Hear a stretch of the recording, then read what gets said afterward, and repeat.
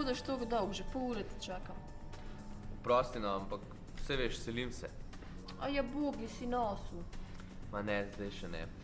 Veš, zdaj je še vsa tista organizacija, prevozi, logistika pa to, no, vse veš. A ja, te stvari, koliko velik tovornjak rabaš, koliko ljudi.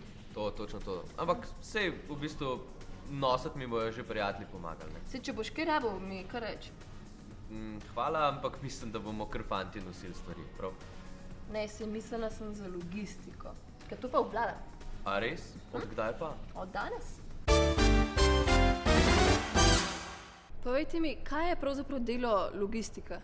Logistik se glavno zaposluje v transportnih podjetjih.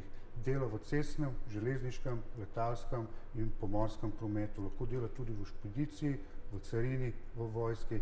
Njegova naloga je, da komunicira in vzpostavlja stike z strankami v Sloveniji in izven Slovenije. Poleg tega organizira delo v logistični dejavnosti v blagovnem tovornem prometu, pa skrbi, da so transportne poti varne, hitre in najbolj poceni. Katere pripomočke pa ponavadi uporabljate zraven in kaj je to Mentak program? Mentak program je program, ki nam omogoča, da lahko lažje vodimo skladišče, lažje vodimo logistiko. Pri tem nam pomagajo razni ročni prenosni terminali, katere delamo preko Wi-Fi antena. To pomeni, da delamo brez papirnato, da ne potrebujemo nobenega papirja. S tem lahko pripravljamo blago in najbolj pomembno je pri tem, da imamo merljivost in sledljivost blaga. Kakšna znanja ali pa veščine pa mislite, da mora imeti logistični tehnik? Logistik naj bi imel predvsem komunikacijo z ljudmi, komunikacijo z strankami, poznavanje računalniškega programa in poznavanje preskrbovalne verige.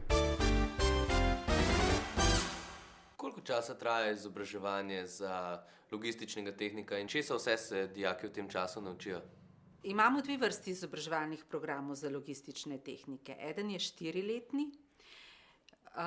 drugi je pa 2-letni po končanem 3-letnem izobraževanju. Torej, dijak, ki konča poklicno izobraževanje in opravi zaključni izpit, se lahko piše tudi za 2-letni program logistični tehnik. V času samega izobraževanja dobijo znanje in veščine z področja logistike, to je transporta, potniškega, tovornega, pomorskega, zračnega, vse stvari, ki se dotikajo same logistike, tovora ali prevoza potnikov in blaga. Se delo logističnega tehnika v BTC-ju razlikuje od dela logističnega tehnika nekje v nekem drugem podjetju? V načelu ne.